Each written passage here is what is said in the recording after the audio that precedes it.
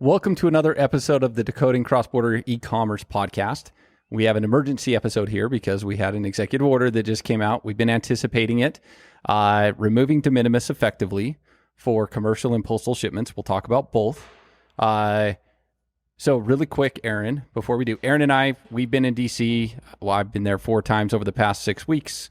You've been out to DC with me. We've met with Department of Commerce, Customs and Border Protection. We've been on the Hill.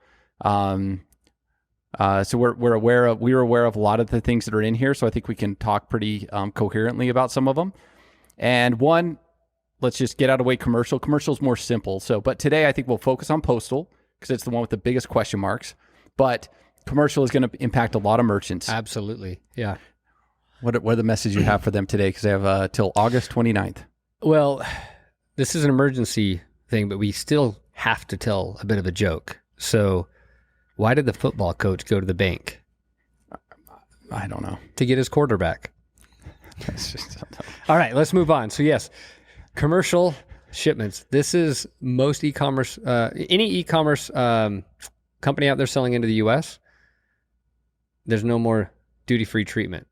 What is commercial? Commercial's FedEx, UPS, DHL. Look, it doesn't matter if you're doing commercial or postal, it's going away. There's going to be tariffs collected. Correct. But yeah, the commercial is anything that's non-postal. Non-postal. That's a way to put it. Yep. So you've had for years, and we've talked about this in other podcasts, companies parking inventory in Canada and Mexico and just shipping small, low-value shipments across to consumers across the border to avoid tariffs. The incentive to do that has gone up dramatically in the last, since February. Yes. So, but people have known that this is. Well, smart people have probably known that an executive order at some point was going to. Yeah, they tried getting rid of de minimis in February, and it couldn't work. Postal was the big problem. It was the only reason it didn't work was postal. Which there's some language in here that reflects that. So the administration absolutely wanted to get rid of de minimis across the board. They did it for Chinese-made goods already, and now it's for everything. So now it doesn't matter where your goods are made. Anything coming to the U.S. is going to have tariffs. So if you're an e-commerce merchant selling into the U.S., you've probably never had to worry about, unless you've had Chinese-made goods, you've never had to worry about collecting duties and taxes on your orders. All of a sudden, U.S. tariffs are now a big deal for you.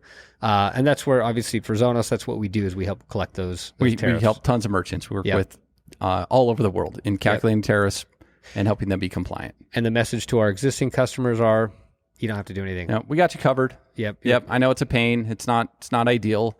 But something to watch though is now all of a sudden, our calculations are going to change dynamically as this change rolls out. You don't have to really do anything, but just it will have an impact on things at checkout. But yeah, we're here to help, and so let's dive in the nitty gritty of this thing, Aaron. Because as we were reading through this, they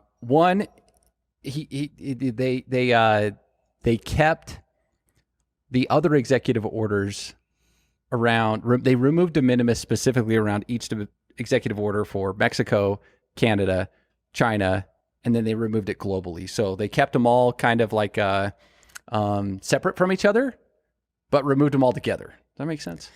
Yeah, there's some strategy behind that I don't think my brain has enough capacity to wrap around why they did it the way they did. But they called them out as separate decisions for each of those countries, and then a separate decision to remove de minimis globally. Yep.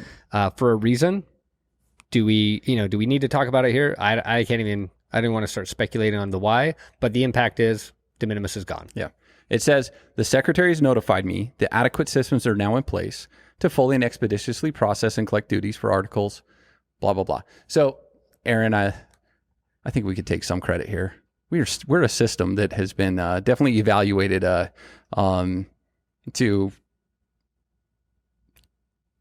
help ensure that duties can be collected, right? I think that's what they were trying to just make sure. They don't want the same situation happening again, where shipments are just piling up at JFK or at whatever other entry point because they can't get processed. So, and I think that they addressed this in the executive order.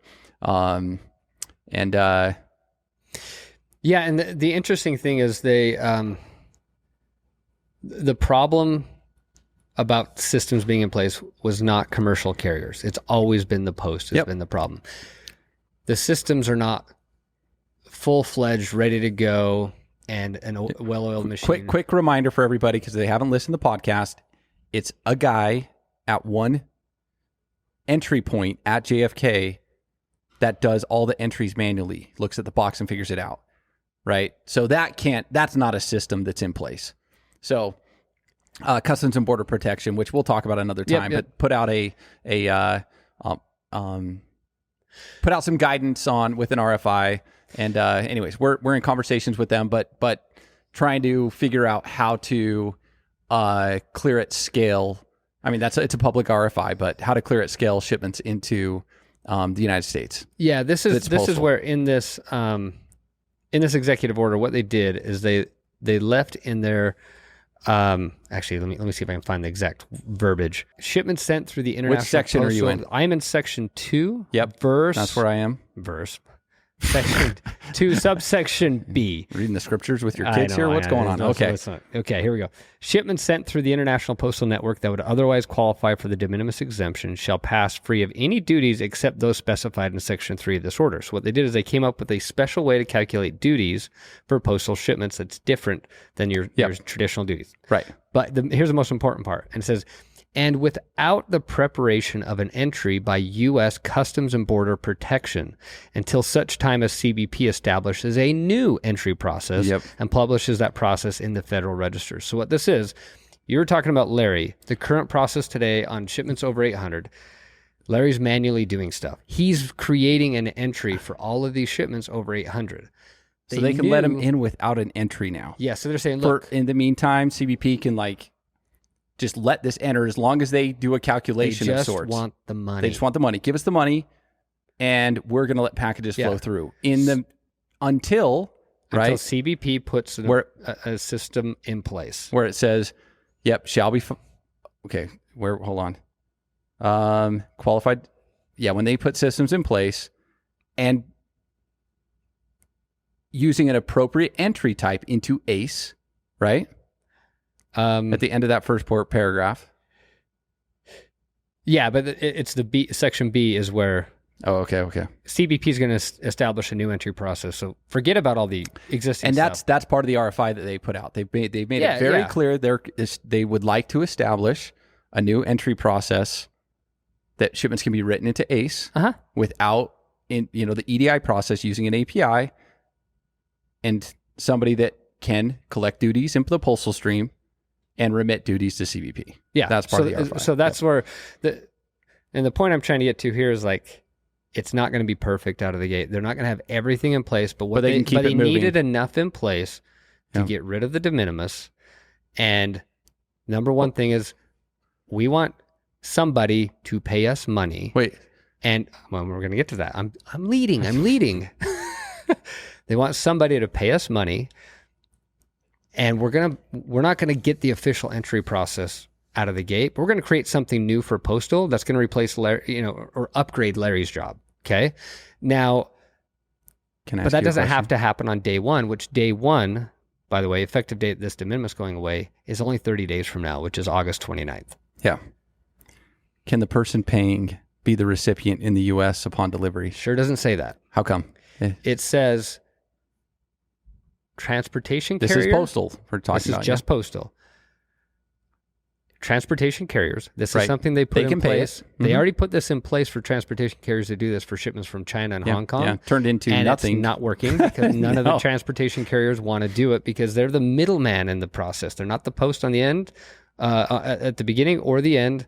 And so it's difficult for them to facilitate this, and none of them want to take on that liability. So it's not working. No postal shipments are coming in from China and Hong Kong. So they changed the wording a little bit in this to leave it open to other parties if qualified in lieu of such transportation carriers. So now they said transportation carriers or another qualified which aligns party. With what CBP is trying to create Absolutely. Anyway. Yep. Absolutely. And they must collect and remit duties to CBP using the methodology described in either, and that's where it goes into it's the calculation. The calculation. They can use one of those methods, need to talk to. Which is the flat rate or an ad valorem rate. Okay. Yep. And this is where we are actively working in the postal community to be that qualified party to make stuff happen, to keep postal shipments moving into the U.S. So 48 hours ago or 24 hours ago, geez, I'm losing time.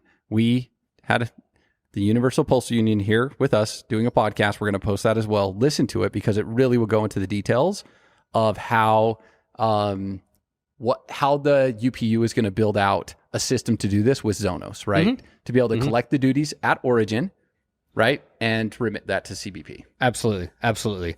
And that's where there's a lot of pieces to get put together to make this all work properly. It's kind of cool that they say, hey, out of the gate, we just want to get the money flowing, and then we're going to get some of the other pieces in place. So it allows it to be phased in, which I think is great, given they only gave 30-day notice. But let's talk a little bit about now how you calculate the tariffs on shipments coming into the U.S. Isn't it just like commercial? Well, commercial is just a normal calculation, but in postal, they carved out a few very interesting things. Was interesting. Some things I didn't anticipate are in here, but I think we can decode it like we do with everything. Let's do it. All right. So a duty rate effective to the IEEPA tariff rate is going to apply to postal. In other words, MFN rates are not going to apply to postal. And MFN is a stacking rate on IEEPA, correct? Yep. And these are the IEEPA rates, just for clarification for anyone because that's a funny word. Yeah. It's all these. It's the emergency powers that the president's applying to. Yep. So it's all the new stuff, the reciprocal tariffs, all this new stuff that's been coming in this year. All his executive orders are IEEPA rates. Yep. So all of these rates you can use those based on the country of origin of the goods. Yep. Which, by the way, not a small part of this. They are requiring country of origin in postal. Yeah, they're requiring country. Which is not required right now. Which I have questions about. That's actually a lot bigger deal. It's kind of dropped in there in a little tiny paragraph, but that's a big deal. But the tariff rates, the IEEPA rates, would be based on the country of origin, and I think they were trying to make it a simpler calculation, but I don't think they made anything simpler. It's not any simpler. What it ended up doing is making it a lower tariff rate for postal. Yeah, postal, because your commercial carriers will have the full standard MFN rate, and the postal does not. They don't. So like that blew my mind because you already kept the calculation complex in a way. Maybe not as complex as the MFN, but it's not. This isn't simple. Like if you're going to do that and require a country of origin, just apply the standard just do a normal rates like everybody else. Like I agree. But and then even on the flat rate stuff. So what they did is that's what they want. They want it based on the value of the goods. That's ad valorem. That's what we call that. Then they came up with a special duty rate option, which is only valid for 6 months. So it's kind of a temporary measure if somebody I don't know why anyone would use this. I don't know you would either, but it's a rate. It's still based on the IEEPA tariff rates. Yeah. Which is based on the country of origin. Yeah. So it's a little simpler, but it's not advantageous to do it because it's expensive. But it's basically like, okay, for the countries, for the country of origins that are 16% or left, it's $80 a package. For shipments or for country of origins that are between 16 and 25%, it's $160 a package. Or anything over 25% is $200 a package. Yeah, it's pretty penalizing.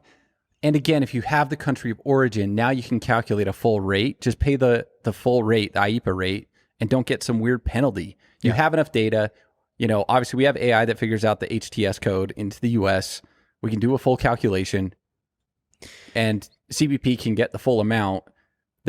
And you can't pick and choose per shipment from what it reads. It sounds like this is, you pick this for a month, and then you can move it to one or the other, but they don't want people cherry picking. Right, and that option goes away in 6 months too. Yeah, so I'd say, hey, anybody that's thinking about like that, just there might be take some it out of your mind. Cherry picking, some creative ways to do that, but it's going to be very short lived. Okay. So I don't see that being a big issue.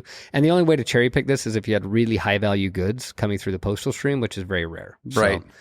So, and those flat rate ones are really just there for someone that doesn't have a way to calculate. And then 3D is where country of origin's gone. Right. That just says I'm sorry, it's required. Country of origin is fully required. It's one sentence. Yep. For all international postal shipments subject to the methodologies described in B and C, the country of origin of the article must be declared to CBP. Yeah. The next one talks about the 6 months in F, and then in E it talks about the 6 months. In F, okay, so that when they're sent through the International Postal Network that are subject to anti-dumping and countervailing duties, they need to still go through a traditional broker. Yeah. But how would you know? That's the thing. If there's no entry, like, I don't know. Like, I guess technically that's they want it to be going through. I wonder if the new entry type that CBP is working on will allow to write the entry and apply the anti-dumping and countervailing duties even in postal, so it's not forced. I don't know. There's a lot of questions. I think that's probably valid, where they're kind of forward thinking there. If there needs to be a formal entry or something, they want that all still to be in place, which totally makes sense. But in the short term, on day one, on August 29th, when this rolls out, if there's not even like real entries happening on these postal shipments, okay, it's going to be pretty loosey-goosey to start, and then it's going to... The minimis is already loosey-goosey anyways. Might as well just get some money. Yeah, exactly. Which honestly is a pretty practical That's a approach. summary. That's a summary of some of this executive order for postal. Yep. Yeah. And then, so it goes through the implementation, talks about it August 29th. This is when this all goes into effect. 30 days is crazy. Insane. That's insane. But they did allow for things to be a little loose on day one in the postal stream. And they gave some power to CBP to make some decisions. So what do you think is going to be the hardest thing to comply with in 30 days? Collecting the money and paying the money. Okay, that's the only thing you have to do, except for the country of origin, I think might be... Oh, no, you're right. Yeah, the country of origin is going to be super disruptive for some of these posts, right? Yep. That's the one that's... I think some are already well prepared for it and some are not. Yeah, fair. And then it defines the IEEPA tariff rate and stuff, which is... I think if there's multiple IEEPA rates that apply to a product, then maybe it's into a country. Meaning that like a different IEEPA... in some of the IEEPA executive orders, there was tariffs specified on goods, right, inside of those executive orders. And those could stack, right, those rates, even in the postal environment. When we'd run a line of cost, sometimes you see 3 or 4 different rates, and multiple of those could be an IEEPA rate. Yep. And this does say the effective IEEPA tariff rate for that flat percentage of in the postal stream, it says total duty rate imposed. So I'm thinking you just add them together and that would become... Sounds like it. Which is, again, not as simple as they tried to make it sound. So no, could have been just simpler to say it's just the same. Yeah, just calculate it like everybody else. Yeah. Wonder how the commercial carriers are going to feel about the postal getting a reduced tariff on the... I'm sure they're not happy. Yeah. So with this being said, now we go into section 6, which is really interesting. It's a contingency plan. Yes, this is where people say there's conflicting stuff in the executive order. There's not. This just needs to be explained. Yeah, yes. So section 6 is interesting because there's some court cases and stuff out there around these IEEPA tariffs. Yep. If those IEEPA tariffs get ruled as invalid, struck down, they get struck down, then all of a sudden the whole postal calculation goes out the window. Yes, because it's all based on IEEPA. But on top of that, the administration wants to make sure, hold on, this EO removes de minimis and it talks about IEEPA rates. It explicitly spells out, look, even if those IEEPA rates get struck down, de minimis is still waived, and it lists all the authority they have to keep de minimis waived, or not removed, de minimis treatment removed. But then it leaves in a provision for the postal that says, but we get, this is me adding a little context to it, like we get it, all the postal calculations go out the window. So duty-free treatment for postal will come back into play temporarily. This is in section 6B2. Yes, this is the confusing part. It says duty-free de minimis treatment shall remain available for postal shipments until notification by the Secretary to the President that adequate systems are in place to fully and expeditiously process and collect duties applicable to postal shipments otherwise eligible for duty-free de minimis treatment. After such notification, duty-free de minimis treatment shall not be available for postal shipments. So that's a contingency plan. August 29th, de minimis still goes away. That's our interpretation of this. So if this was struck down, de minimis, IEEPA was struck down tomorrow, what would happen is de minimis is gone regardless for everything. Doesn't matter if IEEPA was struck down. Commercial, right? And so they're still getting the MFN rates, maybe not the IEEPA rates, but It's getting the MFN rates in commercial. But in the postal stream, it's saying, well, now we're kind of going to roll back and say, kind of like we did before, the secretary is going to decide when we can just apply the standard MFN rate similar to commercial. Exactly. So it's saying temporarily if the IEPA rates get struck down, de minimis comes back for postal, but not for commercial. Right. But it's temporary. For a temporary basis. Until secretary says, no, we're good. So it could very well be that, depending on when that all happens, if they're comfortable on day one, when those, if IEPA gets struck down, it could never be removed if the system's already in place. So, though it doesn't talk about it explicitly, what's happening with the gift exemption in this? Because in the fact sheet they said, hey, there's a gift exemption. Doesn't talk about gifts. Yeah, the $200 for travelers coming in and the gift exemption, they were already in place. They just were, the $100 gift exemption was just. Well, did it matter when there's a de minimis? It didn't matter with an $800 de minimis. I didn't even know we had it. And now it matters. Yeah. And so it's a bona fide gift. Yeah, the executive order didn't need to mention it, but the fact sheet did, just as kind of an FYI. And I think it used the word long-standing legislation that was already in place. So okay. Anything else from this? Here's what is going to happen over the next 30 days. Posts are scrambling, right? We've been talking to them. United States Postal Service is a customer of ours, so obviously we're very familiar with, and we've been pretty heavily involved in trying to solve this. But the Post, it's going to be painful because they can't do duties and taxes unpaid. I can't repeat that enough. This is one big difference between postal and commercial. Commercial can still do duties and taxes unpaid. And when you say unpaid, and collect upon delivery, collecting it from the recipient. They can collect upon the recipient. Mm-hmm. That can't happen inside of the postal environment. No, so it's forced on a different party, which means it's going to be the origin. Mm-hmm. It ultimately, right? Yep. The origin is going to have to collect it from their customer in the shopping cart. And they don't do, so this is like a 180 for posts who have gone from trying to build out some DDP here and there. Like there's some shipments that go duties and taxes paid, but for the most part, it just doesn't. It's all duties and taxes unpaid, and it's going to flip on its head overnight. Uh-huh.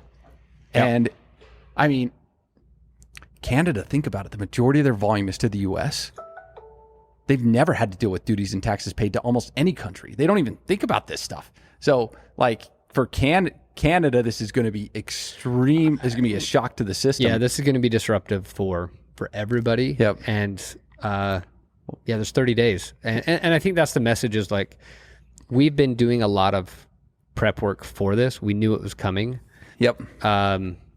Now we have a little more clarity. Now that an executive order is in place, we're here to help. We will have a ton of information coming out, specifically in the postal community. We have tons of user guides we're going to publish that are basically written. We haven't published them yet, but now we can. Yeah. So we're there to help. Reach out. We can figure out a way to. If you're a post, you can reach out and talk to us. Obviously, you can get with the Universal Postal Union. You can reach out to the United States Postal Service. For questions, reach out to us. We're happy to answer what we can. And same thing if you're a consolidator outside the U.S. and you're doing a postal, shipments into the U.S. clearance. There's some things I think that we can do to help and get you prepared for leveraging some of our technology. That I'm excited to talk more about what we actually are going to do in this space, because not everything can we make public yet, but that'll be a surprise. It'll be good. Absolutely. So we're here. We want to do everything in our power to keep packages moving through the postal stream into the U.S. And this next 30 days is going to be a wild ride. Yeah. All right. Let's have some fun. Okay. Thanks, Aaron.